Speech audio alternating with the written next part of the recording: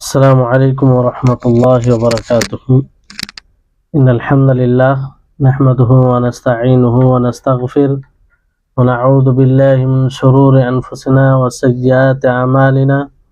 من يهده الله فلا مضل له ومن يضلله فلا هادي له وأشهد أن لا إله إلا الله وحده لا شريك له وأشهد أن محمدا عبده ورسوله. أما بعد، رب اشرح لي صدري ويسر لي أمري واحلل عقدة من لساني يفقهوا قولي. رب زدني علما رب زدني علما. সম্মানিত আজকের ক্লাসে উপস্থিত সুপ্রিয় ভাই সকল ও সম্মানিত বোন, সর্বপ্রকারের হামদ প্রশংসা সেই মহান স্রষ্টার জন্য যিনি আমাদের সকলকে সৃষ্টি করেছেন এবং এই পৃথিবীতে জীবন যাপন করার জন্য যা কিছু দরকার আমাদের সবকিছু আল্লাহ তাআলা আমাদেরকে দান করেছেন। সেই আল্লাহর আমরা সকলেই শুকরিয়া জ্ঞাপন করব। তারপরে আমাদের সকলের প্রাণ প্রিয় নবী করিম মুহাম্মদ মুস্তাফা সাল্লাল্লাহু আলাইহি ওয়াসাল্লাম, ওনার উপরে অসংখ্য শান্তির ধারা বর্ষিত হোক, যিনি তিনার মাধ্যমে আল্লাহর মনোনীত ধর্ম ইসলাম কে পেয়েছি এবং আল্লাহ তাবারক ওয়া তাআলার বার্তাকে আমরা বুঝতে পেরেছি। ফলে আমরা সকলেই তার উপরে দরুদ পাঠ করব সাল্লাল্লাহু আলাইহি ওয়াসাল্লাম। আজকে শেখ মোহাম্মদ ইবনে আব্দুল ওয়াহাব রাহিমাহুল্লাহ যে নওয়াকিজুল ইসলাম বই রয়েছে, সেই বইয়ের সম্ভবত 12তম ক্লাস। আর আজকের ক্লাসের বিষয় হচ্ছে জাদু। 7 নম্বর যেটা ইসলাম ঈমান ভঙ্গকারী বিষয়, সেটা হচ্ছে জাদু। তো এই জাদু সম্পর্কে আমরা এতটা জেনেছিলাম যে জাদু 2 প্রকার, একটা হচ্ছে বাস্তব আর একটা হচ্ছে চিন্তাধারায় তাখীলি, হাকিকি ও তাখীলি। আমরা তাখীলি বিষয়ে আলোচনা করেছিলাম যে তাখীলি কাকে বলে, যেটা ভাবনা চিন্তায় হয়, যে মানুষ এক দেখে অথচ সেটা আসলে হয় না, তার বিপরীত হয়। আর যেটা বাস্তব, সেটা বাস্তবে হয়, বাস্তবে প্রভাব সৃষ্টি করে। আর সে সম্পর্কে বলতে গিয়ে বলেছিলাম সূরা গাশিয়ার সূরা ফালাকের মধ্যে আল্লাহ তাবারক ওয়া তাআলা বলেন, কুল আউযু বিরাব্বিল ফালাক মিন শাররি মা খালাক ওয়া মিন শাররি গাসিকিন ইযা ওয়াকাব ওয়া মিন শাররি নাফাসাতি ফিল উকাদ। তো এই আয়াতগুলির মধ্যে আল্লাহ তাবারক ওয়া তাআলা যে বিষয়গুলো তুলে ধরা হয়েছে, কিংবা মানে এর প্রেক্ষাপট যে কারণে নাজিল হয়েছে, সেটা ইঙ্গিত করে যে জাদুর কারণে নবী সাল্লাল্লাহু আলাইহি সাল্লামের উপরে জাদু করা হয়েছিল, আর সেই জাদুতে নবী সাল্লাল্লাহু আলাইহি সাল্লাম প্রভাবিত হয়েছিলেন। আর এটা ছিল প্রকৃত জাদু, বাস্তব জাদু। এই আয়াতগুলির অর্থ হচ্ছে যে, হে নবী, আপনি বলুন যে আমি উষার রবের আশ্রয় চাইছি, যিনি ভোর করেন, আলোকিত করেন সৃষ্টির মন্দ হতে, এবং রাত্রের মন্দ হতে যখন সে অন্ধকার হয়ে যায়, এবং যে ফুৎকারিনী ফুঁ দেয় তার মন্দ থেকে গিরাতে কীটে ফুঁ দেয়। তো এখানে আসলে নাফাসাত বলা হয়েছে, যেটা নাফাসার বহু বচন, যে কিরাতে গিটে ফুঁ দেয় তাকে বলা হয়। আর এখান থেকে উদ্দেশ্য যে এর দ্বারা জাদু করেছিল যে নবী সাল্লাল্লাহু আলাইহি সাল্লামকে, আর সেই জাদুতে নবী করিম মুহাম্মদ সাল্লাল্লাহু আলাইহি ওয়াসাল্লাম প্রভাবিত হয়েছিলেন, তিনি কষ্ট পেয়েছিলেন। আর এই জাদু যে করেছিল তার নাম হচ্ছে লাবিদ বিন আসাম। তো এটা এক প্রকারের জাদু, যে জাদুতে মানুষ অসুস্থ হয়, শরীর দুর্বল হয়ে যায়, এমনকি মৃত্যু পর্যন্ত পৌঁছে যায়, মৃত্যুর কারণ হয়। তো ফারিস্তা এসে এই সূরাটি জিবরিল আলাইহিস সালাম পড়েন, আর একটি একটি করে আয়াত পড়েন, আর সেই গিট গিরাগুলো মানে গিটগুলো খুলে যায়। আর এটা মানে চিরুনির সাথে মানে চুল চিরুনি একসাথে একসাথে করে কুয়োতে নিক্ষেপ করে দেওয়া হয়েছিল। দারওয়ান নামে একটি কুয়ো ছিল, সেই কুয়াতে জিবরিল আলাইহিস সালাম এই ব্যাপারে নবী সাল্লাল্লাহু আলাইহি সাল্লামকে অবগত করান। তারপর সেটা উঠিয়ে সেটা বরবাদ করা হয়, নষ্ট করা হয়। তো যাই হোক, নবী করিম মুহাম্মদ সাল্লাল্লাহু আলাইহি সাল্লাম জানতে পারেন যে এই জাদুকর কে, কে জাদু করেছিল। সে ছিল লাবিদ বিন আসাম, যে ইহুদি ছিল। তো সাহাবায়ে কেরাম বলেন যে আপনি তাকে হত্যা কেন করলেন না? তো তিনি বলেন যে আমাল্লাহু ফাকাদ শাফানি ওয়ালা উহিব্বু আন উফতিহা আলান নাসি শাররান, যে আল্লাহ তাআলা আমাকে শিফা দিয়েছে, সুস্থতা দান করেছেন। আমি পছন্দ করি না যে মানুষের জন্য মন্দর পথ উন্মুক্ত হোক। নবী সাল্লাল্লাহু আলাইহি সাল্লাম বড় ক্ষতিকে দূর করার জন্য তাকে হত্যা করলেন না, যদিও তার শাস্তি হচ্ছে হত্যা করা, তার হাদ মানে তার শাস্তি জাদুকরকে হত্যা করা হবে, যেটা আগে আসবে আলোচনায়।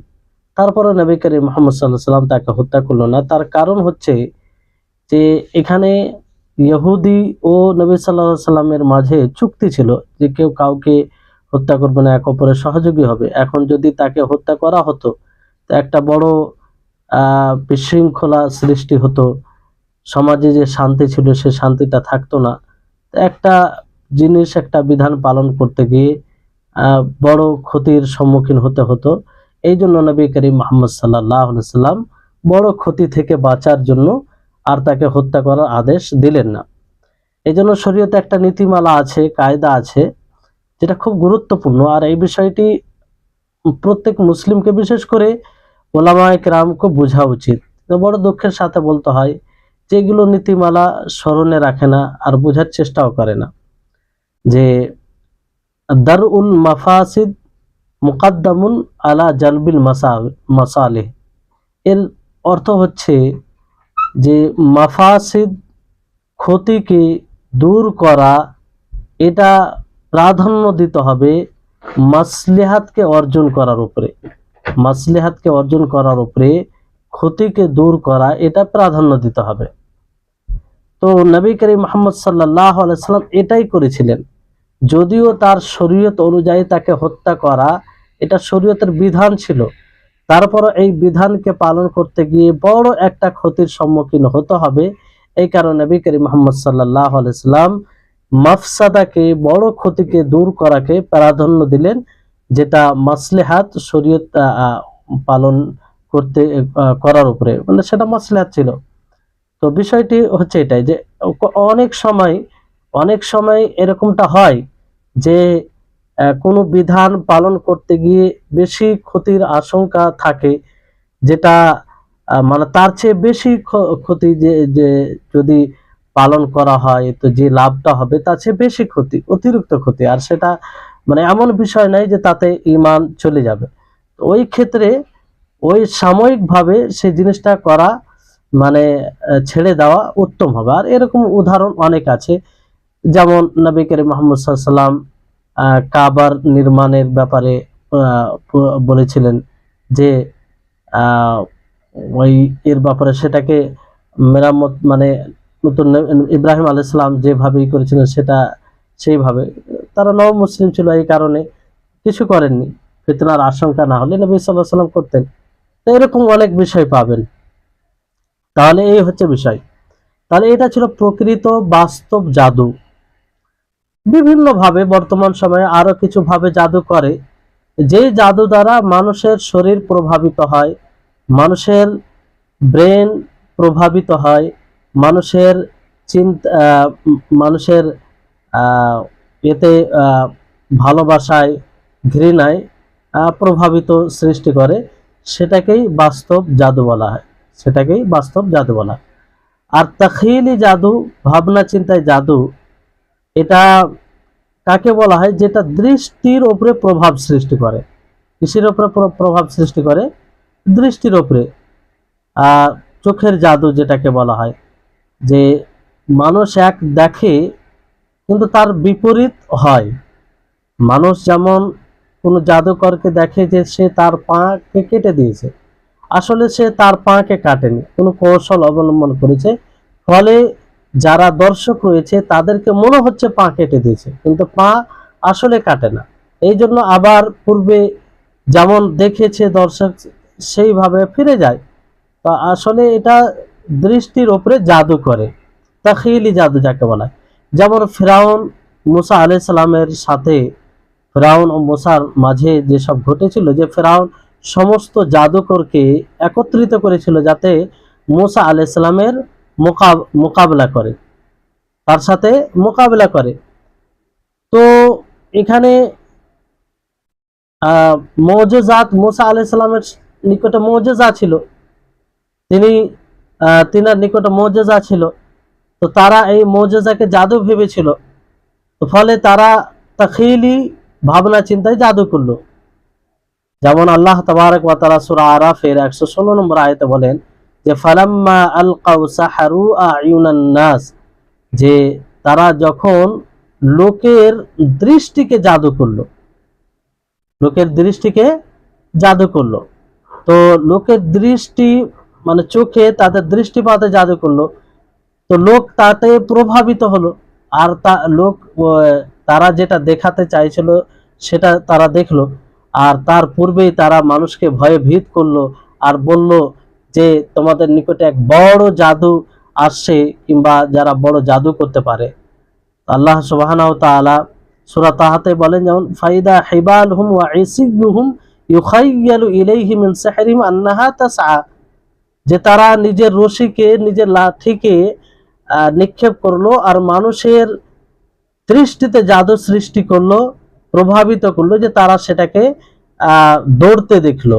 আসলে সেটা সাপ ছিল না, সেটা তারা সেই নিজের লাঠি বলেন কিংবা রশি বলেন, সেটাকে তারা নড়াচড়া করছিল,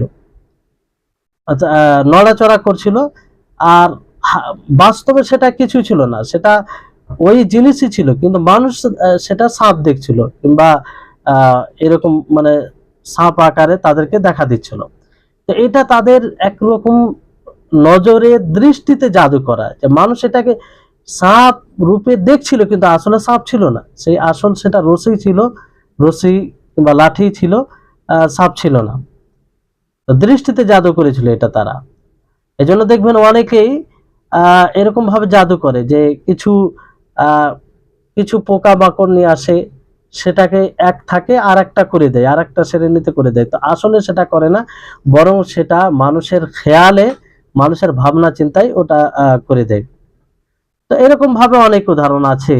যেমন কিছু দেখবেন কাগজ সামনে নিয়ে আসে, সেই কাগজকে তারা নোট করে দেয়, তো আসলে সেটা নোট করে না। এই জন্য দেখবেন যে কাগজকে তারা নোট দেখায় সেটা নোট থাকে না, আবার কিছুক্ষণ পরে আগের অবস্থায় ফিরে যায়। তার মানে আসলে সেটা হয় না, মানুষের দৃষ্টিতে সেটা প্রভাবিত করে, জাদু করে। মানুষ দেখে এইরকম, কিন্তু আসলে ওই রকমটা হয় না। তো এই হচ্ছে তাখীলি জাদু। আর এই জাদু পুরাতন, মানে মানুষের মধ্যে অনেক বহু দিন থেকে এটা পাওয়া যায়। যেমন ফেরাউন মুসা আলাইহিস সালাম ঘটেছিল। তারপরে আসলে বিষয়টা হচ্ছে যে মুসা আলাইহিস সালাম ওনার কাছে মুজিজা ছিল, আর মুজিজা জাদু নয়, মুজিজা এটা আল্লাহ তাবারক ওয়া তাআলার পক্ষ থেকে। আর এই মুজিজা, এমনকি যেসব আম্বিয়া দ্বারা মুজিজা ঘটেছে, এটা আম্বিয়াদের পক্ষ থেকেও নয়, তাদের নিজের কোনো ভূমিকা নেই, বরং আল্লাহ তাবারক ওয়া তাআলার পক্ষ থেকে এটা তাদের নবুয়তকে শক্তিশালী করার জন্য, যাতে মানুষ সহজে সেটা গ্রহণ করে, এই জন্য সেটা মানে করেছে। তো নবুয়তকে যাতে সহজে মেনে নেয়, এই কারণে। তো মুসা আলাইহিস সালামের কাছে কিছু মুজিজা ছিল, যেমন তিনি লাঠি নিক্ষেপ করেছিলেন, তো সাপ পরিবর্তন হয়েছিল সাপে। আর তিনি ওই আরেকটি ছিল যে নিজের হাতকে তিনি পকেটে প্রবেশ করতেন। এতে কি হতো যে এক প্রকারের সাদা জিনিস, এরকম কিছু আলো বের হতো, তাতে অনেক মুসিবত এগুলো দূর হয়ে যেত।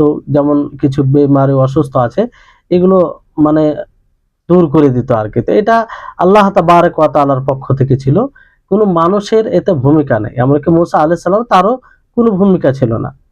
তো এটা মুজিজা ছিল। তো এটাকে তারা জাদু মনে করত, আর বলতো যে মুসা সে জাদু করে মানুষকে প্রভাবিত করছে। এই জন্য ফেরাউন চ্যালেঞ্জ করেছিল যে ঠিক আছে, আমি বড় বড় জাদুকরকে জমা করব, তখন দেখি তোমার জাদু কোথায় যায়। চ্যালেঞ্জ করেছিল, সে চ্যালেঞ্জ করে সকলকে জমা করেছিল। কিন্তু জমা করার পর আসল বিষয়টি বুঝতে পারলো মানুষ। তো এটা আল্লাহ তাবারক ওয়া তাআলা নিদর্শন, মুজিজা। আর জাদু মুজিজা বাস্তব, যেটা করে বাস্তব। আর জাদু কি? জাদু সেটা বাস্তব নয়। বাস্তব নয় বলতে যেটা মানুষ দেখে আসলে সেটা বাস্তব নয়, সেটা বাতিল, সেটা বাতিল, বাতিল পদ্ধতিতে সেটা শেখা হয়। তো এই হচ্ছে বিষয়। এই জন্য ফেরাউন বলেছিল যে ফালানা আতিয়ান্নাকা বিসিহরিম মিসলিহি, যে আমি তোমার নিকটে তার তার তার মতো জাদু নিয়ে আসবো। জাদু করবো না, অনেক জাদুকর নিয়ে আসবো। এই ক্ষেত্রে সমস্ত জাদুকরকে তিনি সে ফেরাউন জমা করেছিল। জমা করার পরে যখন একত্রিত হয়, ফেরাউন যতগুলো জাদুকরকে জমা করেছিল তারা একত্রিত হলো এবং মুসা আলাইহিস সালাম একত্রিত হলো। তারা বলল মুসা আলাইহিস সালামকে সর্বপ্রথম যে আপনি আপনার জাদু দেখান। তাদের ধারণা অনুযায়ী মুসা আলাইহিস সালাম বললেন যে আপনি দেখান, আপনার আগে দেখেন। তো তারা কি করলো, নিজের রশ্মিকে, নিজের দড়ি অথবা লাঠি এইগুলোকে নিক্ষেপ করলো, আর সেটা সাপ, মানুষের ভাবনা চিন্তায় মানুষ সেটাকে সাপ দেখছিল। তারপরে এটা দেখে মুসা আলাইহিস সালাম তিনিও ভয়ভীত হয়ে গেছিলেন। আর সেই কথায় আল্লাহ তাআলা বলেন ফাআউজাসা ফি নাফসিহি খিফাতাম মুসা, মুসা আলাইহিস সালাম তিনি ভয়ভীত হয়ে গেছিলেন। তো আল্লাহ তাআলা কি বলেন, কুলনা লা তাখাফ ইন্নাকা আনতাল আলা ওয়া আলকি মা ফি ইয়ামিনিকা তালকাফু মা সানাউ। আমি বললাম, আল্লাহ তাআলা বলছেন যে লা তাখাফ, ভয় করো না, তুমি সর্বোচ্চ হবে, তুমি জয়ী হবে। আর তোমার হাতে যেটা আছে সেটা নিক্ষেপ করো। তারা যেটা করেছে সেটাকে সবকিছু মানে গিলে নিবে, কিংবা তাদেরকে খেয়ে ফেলবে, তাদেরকে নষ্ট করে দিবে। তো তাই হলো, যখন মুসা আলাইহিস সালাম নিজের লাঠিকে নিক্ষেপ করে তো সবগুলোকে মানে খেয়ে ফেললো। আবার পুনরায় যখন মুসা আলাইহিস সালাম সেটাকে ধরেন, সেটা লাঠিতে পরিণত হয়। তো এটা ছিল মুজিজা আল্লাহ তাবারক ওয়া তাআলার পক্ষ থেকে। আর তখনই যতগুলো জাদুকর জমা ছিল, একত্রিত হয়েছিল, সকলে এটা বুঝতে পারলো যে এটা জাদু নয়, বরং এটা আল্লাহ তাবারক ওয়া তাআলার পক্ষ থেকে। আর সঙ্গে সঙ্গে তারা কি করলো, যতগুলো জাদু ছিল, জাদুকর ছিল, ওয়া উলকিয়াস সাহারাতু সাজিদিন, তারা সকলেই সাজদারত হয়ে গেল। এবার তারপরে বললো যে আমান্নু বিরাব্বিল আলামিন, যে আমান্না বিরাব্বিল আলামিন, আমরা বিশ্ব যে রব, সমস্ত জাহানের যে রব, তার উপরে আমরা ঈমান আনছি। রব্বে মুসা ও হারুন, মুসা ও হারুনের রবের উপরে ঈমান আনছে। তো আল্লাহ তাআলা ফেরাউনকে অসম্মানিত করলো, লাঞ্ছিত করলো, অপমানিত করলো। আর সকল জাদুকর সেটা দেখে সঙ্গে সঙ্গে বুঝে গেল যে না, এটা জাদু হবে না, এটা কোনো মাখলুকের পক্ষ থেকে নয়। তো এই হচ্ছে বিষয়। আর তারা বলল যে ফাআকদি মা আনতা কাদিন ইন্নামা তাকদি হাদিহিল হায়াতাদ দুনিয়া, যে আপনি যে ফয়সালা করতে চান করেন। আর তারা এইভাবে স্বীকার করলো যে আমরা আমাদের রবের উপরে ঈমান আনছি, যাতে তিনি আমাদের ভুল ত্রুটিকে ক্ষমা করে দেন। আর যার উপরে সে বাধ্য করেছে জাদু করতে, সেটাকে ক্ষমা করেন। আর আল্লাহ তাবারক ওয়া তাআলা তিনি করলেন খায়ের, আর তিনি বাকি থাকবেন। তো যাই হোক, এরপরে ফেরাউন তাদেরকে হত্যা করা, তাদেরকে শেষ করার এবং চুলিতে চড়ানোর সব রকম ভাবে ধমকি দিয়েছিল। তারপরে তারা ধৈর্য অবলম্বন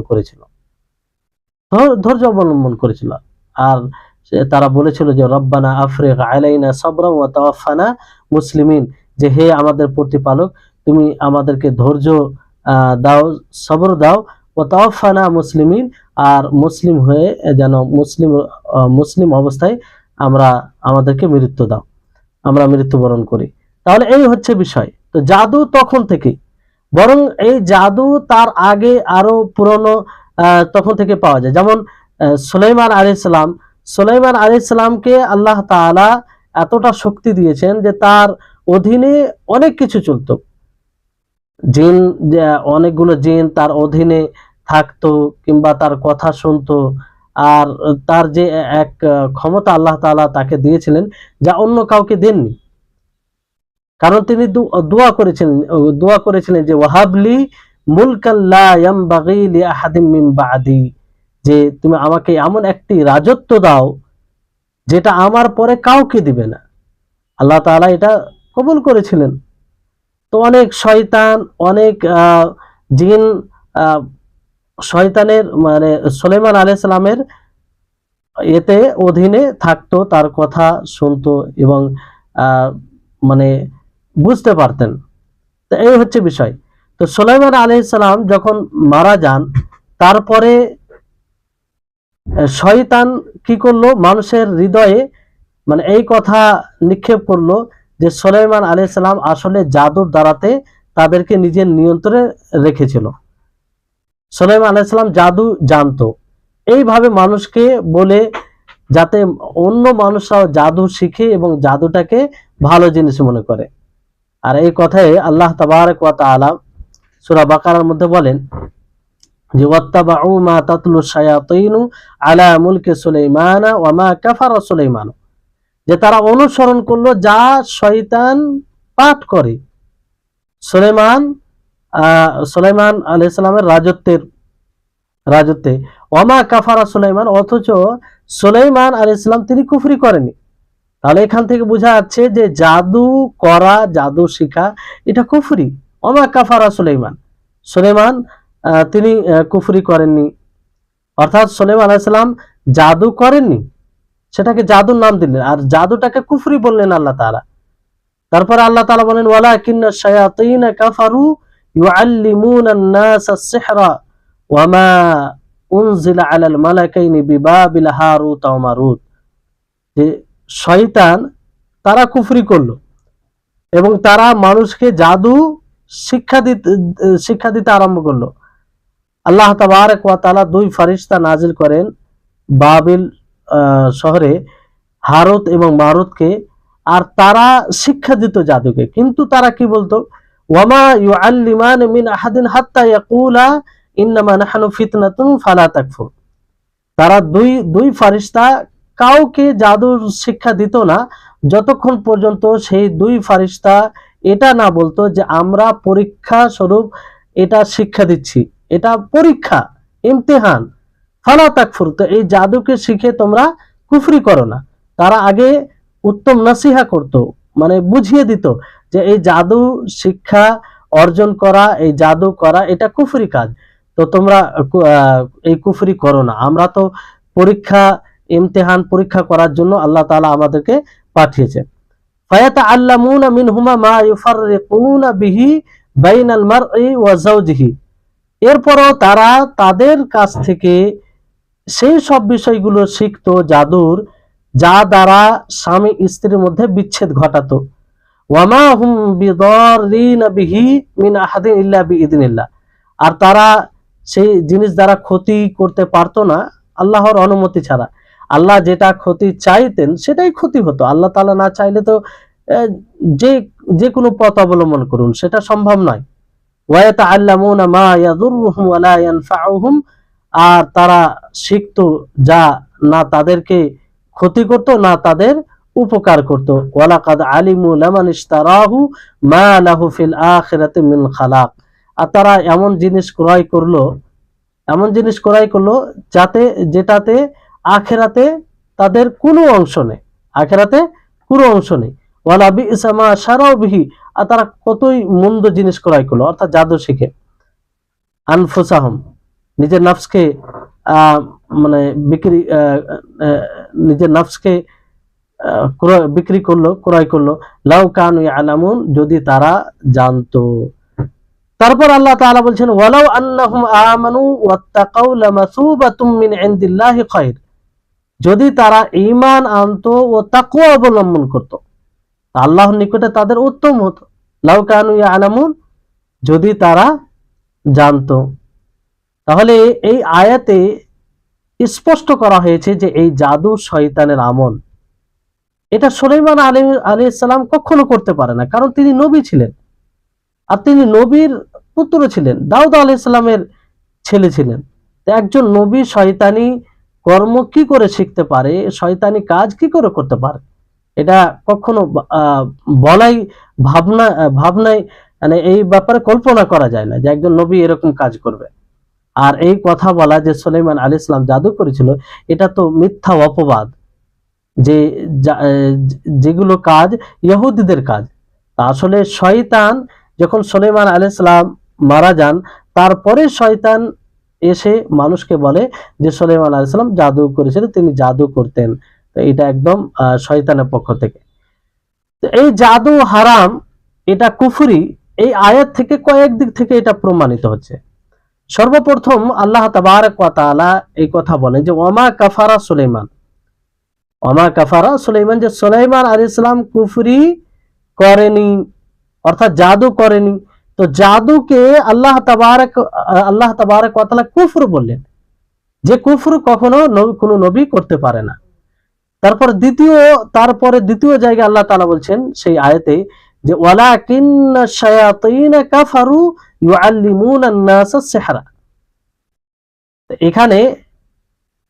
এখান থেকে স্পষ্ট হচ্ছে যে জাদুর শিক্ষা প্রদান করা, জাদুর শিক্ষা দেওয়া, এটা কি কুফর, আর এটা শয়তানের শিক্ষা প্রদানের মধ্যে, যেটা আম্বিয়াদের শিক্ষা নয়, যেটা আম্বিয়াদের শিক্ষা নয়।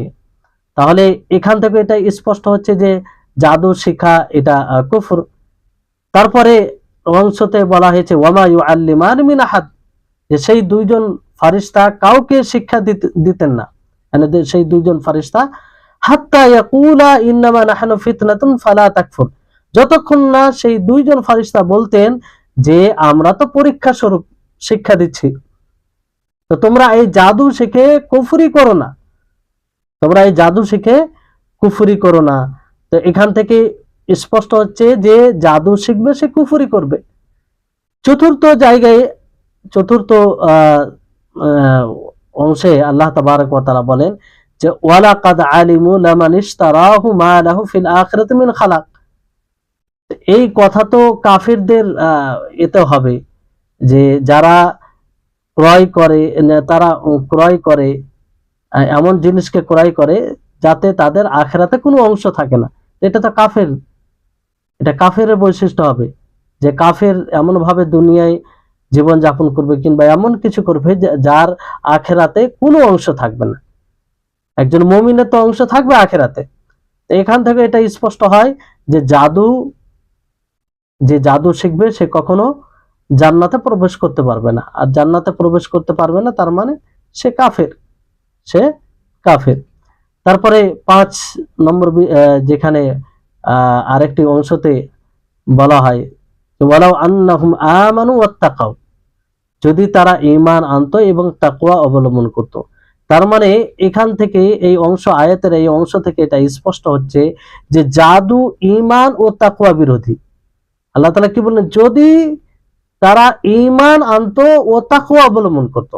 তো ঈমান থাকা অবস্থায়, তাকওয়া থাকা অবস্থায় তারা জাদু শিখতো না, তার মানে ঈমান ও তাকওয়া বিরোধী, ঈমান ও তাকওয়া বিরোধী জাদু। তাহলে এই সব জায়গা থেকে, এই সব দিক থেকে স্পষ্ট যে জাদু শিখা, জাদুর শিক্ষা প্রদান করা, জাদুকে সমর্থন করা, এইগুলো কি কুফরি, এগুলো কুফরি। আর যে এটাকে মানে সঠিক মনে করবে সে কাফের হবে, তার আখেরাতে জান্নাতে কোনো অংশ থাকবে না, আর তার মধ্যে প্রকৃত ঈমান থাকতে পারে না। তাহলে এই হচ্ছে বিষয়।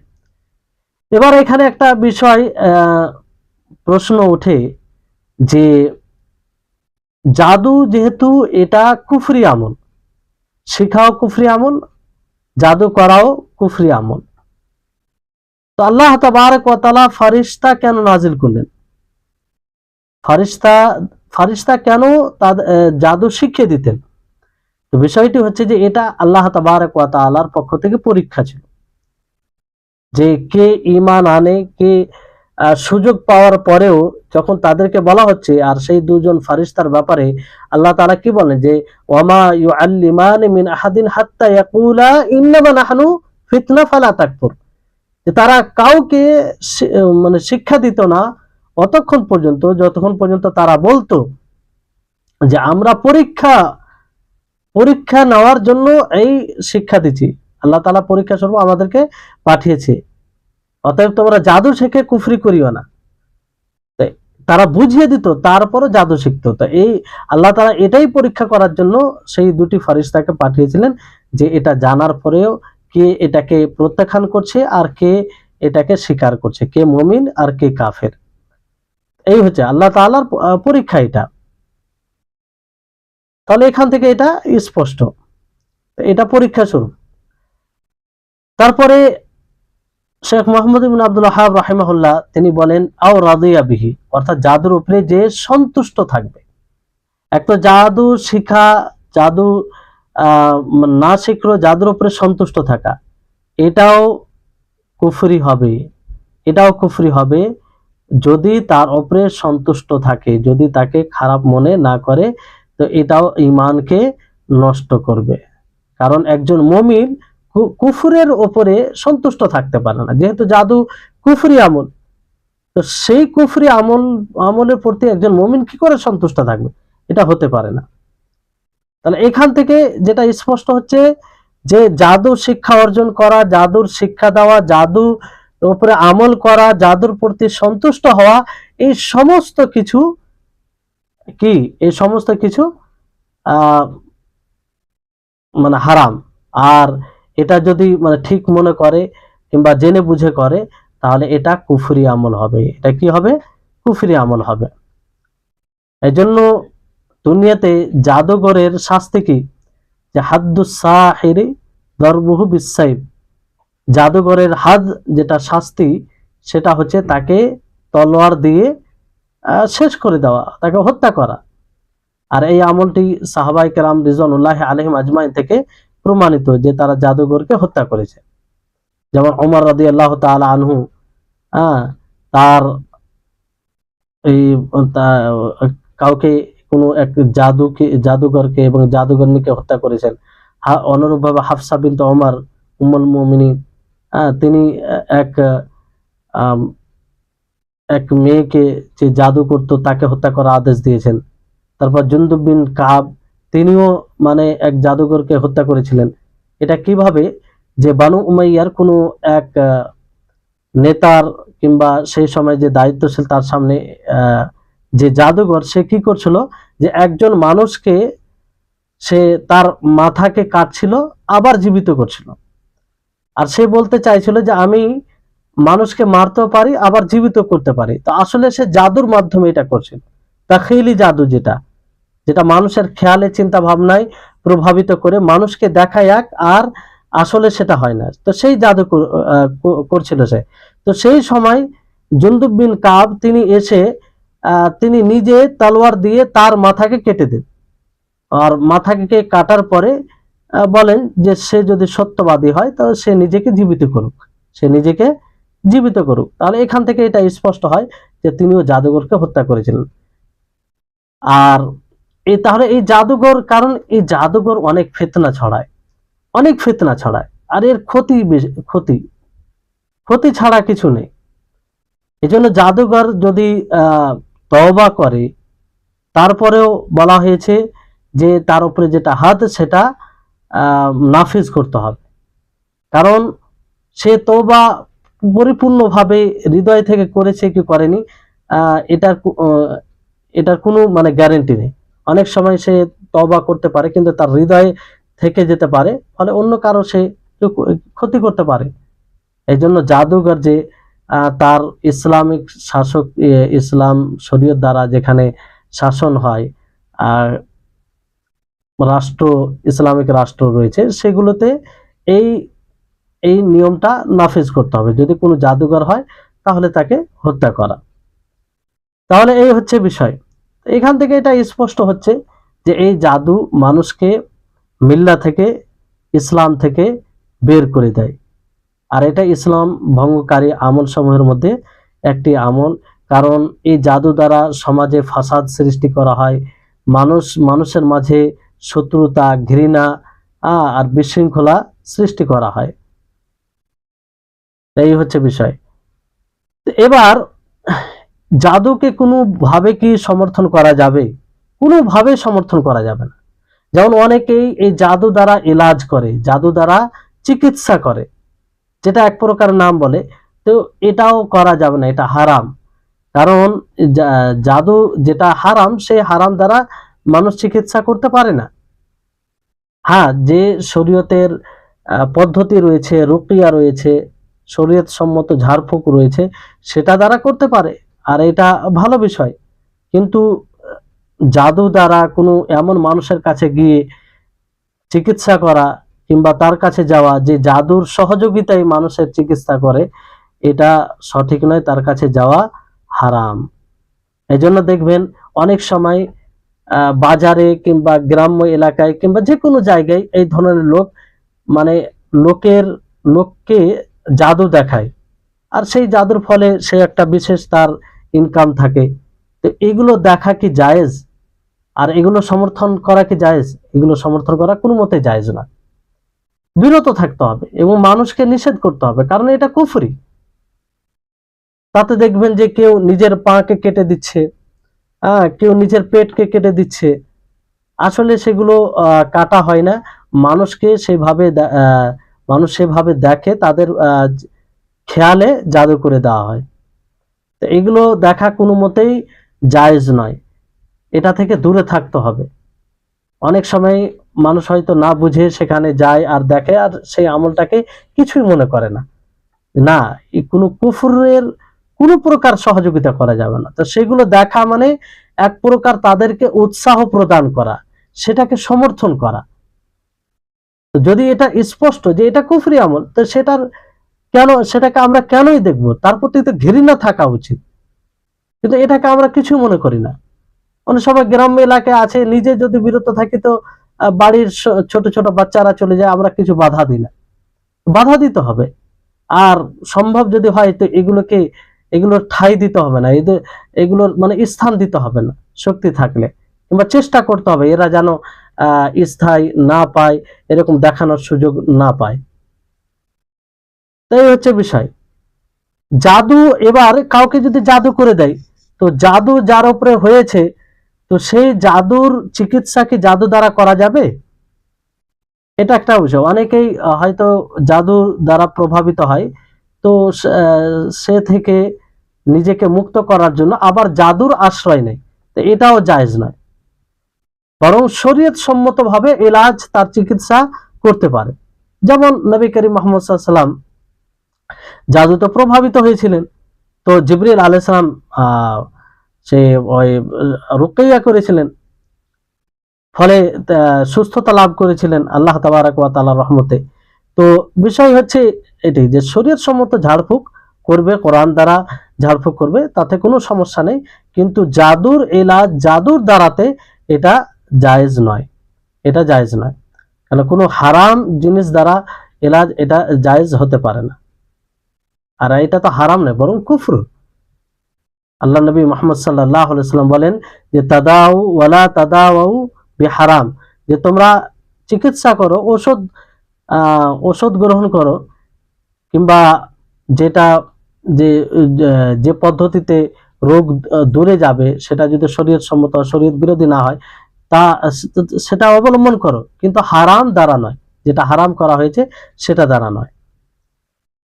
আর অনুরূপভাবে আব্দুল্লাহ ইবনে মাসউদ রাদিয়াল্লাহু তাআলা আনহু একটি হাদিসে বলেন যে ইন্নাল্লাহা লাম ইয়াজআল শিফাআকুম ফীমা হারামা আলাইকুম, যে আল্লাহ তাবারক ওয়া তাআলা তোমাদের শিফা, তোমাদের আরোগ্য এমন জিনিসে রাখেনি যেটা তোমাদের উপরে হারাম করেছে। তো যেটা হারাম তাতে কোনো প্রকারের আরোগ্যতা নেই, তো সেটা থেকে বিরত থাকতে হবে।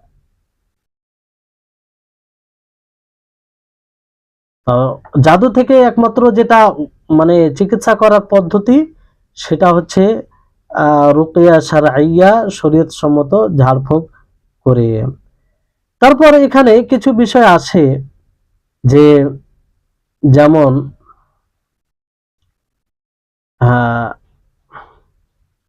যদি জাদু কোনো জিনিস পাওয়া যায়, কোনো জিনিস দ্বারা যদি কাউকে জাদু করা হয় আর সেই জিনিসটা পাওয়া যায়, তো সেই জিনিসটাকে কি করা হবে? সেই জিনিসটাকে নষ্ট করে দিতে হবে, হয় জ্বালিয়ে কিংবা সেটাকে যেভাবে নষ্ট করা যায় সেভাবে নষ্ট করে দিতে হবে। যেমন নবী করিম মুহাম্মদ সাল্লাল্লাহু আলাইহি ওয়াসাল্লামের উপরে জাদু করেছিল ওই চিরুনি, তো সেটাকে নষ্ট করে দেওয়া হয়েছিল, সেটাকে নষ্ট করে দেওয়া হয়েছিল।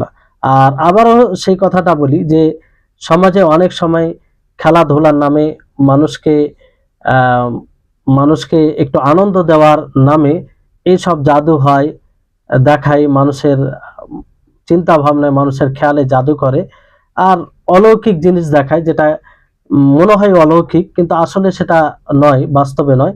এগুলোতে কোনোভাবেই জায়েজ নয়। আর এই বিষয়গুলো এটা তো খেয়াল রাখতে হবে বর্তমান সময়ে, যেটা স্পষ্ট করে দেওয়া উচিত যে যেমন সরাসরি দেখা হারাম, সরাসরি দেখা হারাম, দেখা মানে তাদেরকে প্রমোট করা, তাদের সহযোগিতা করা, অনুরূপভাবে সেই সব ভিডিওগুলো দেখা হারাম। আপনি যদি মনে করেন যে মোবাইলে সেই কিংবা টেলিভিশনে কিংবা যেখানে সেই ভিডিও আপনার সামনে এসেছে আর আপনি দেখবেন আর এতে গুনাহ হবে না, না, তাতেও গুনাহ হবে। আর আজকালকার এইটা গুনাহ মানে এতে আরো বেশি গুনাহ হওয়ার সম্ভাবনা বেশি, এই কারণে যে দেখবেন ভিডিও আপলোড করার মাধ্যমে মানুষ ইনকাম করে, মানুষ একটা আর্নিং এর একটা অন্যতম পথ, যারা ইউটিউবার রয়েছে, যারা ফেসবুক মানে ভিডিও আপলোড করে, এটা এই ধরনের ভিডিও তারা আপলোড করে ইনকাম করে। তো আপনি যদি দেখেন তো আপনিও তাদের ইনকামের, তাদের আর্নে বৃদ্ধি হওয়ার একটা কারণ হলেন। তো এইভাবে তো তারা উৎসাহ পাবে, এই জন্য এটা তো জায়েজ না। আমরা অনেক সময় এগুলো করি, স্বাভাবিক হয়ে যায়, একটু চিন্তা ভাবনা করি না যে এটাতে পাপ হচ্ছে কি হয় না, এটাতে কারো প্রমোট হচ্ছে, কাউকে উৎসাহ প্রদান করা হচ্ছে কি হয় না।